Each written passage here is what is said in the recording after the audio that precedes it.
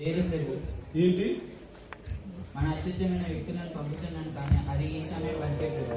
సమయమా? నా దగ్గర అంత సమయం లేదు, బుద్ధి లేవడం.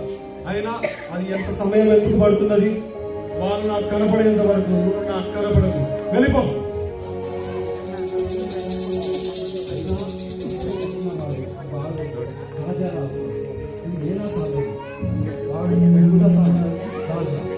వాడు సామ్రాజ్యం ఏర్పరుస్తాడా లేదా సహాయకులు పంపిస్తాడా? ఈ యూదులకు రాజు లేదు. ఈ సంస్థానము ఈ యూదుల కిరీటం నాది. ఈ యూదుల వంశం వర్ధిల్లాలి అంటే వాడు చావాలి. ఎవరక్కడ? రాజుగారికి ఏమైంది? ఆ తూర్పు దేశం బయలుదేరగా పోయి ఏంటి? రాజా గారిని ధిక్కరిస్తారా? రాయముల ఆజ్ఞ వెంటనే మన సామ్రాజ్యంలో ఉన్న 1000 అత్యుత్తమైన సైనికులను బెత్లెహేముకు పంపుము. అక్కడ ఉన్న ప్రతి రెండేళ్ళ బాలనందరినీ సంహరించండి. ఇదే నా ఆజ్ఞ. వెళ్ళము. రాజుగారు మరలా చెప్పారా?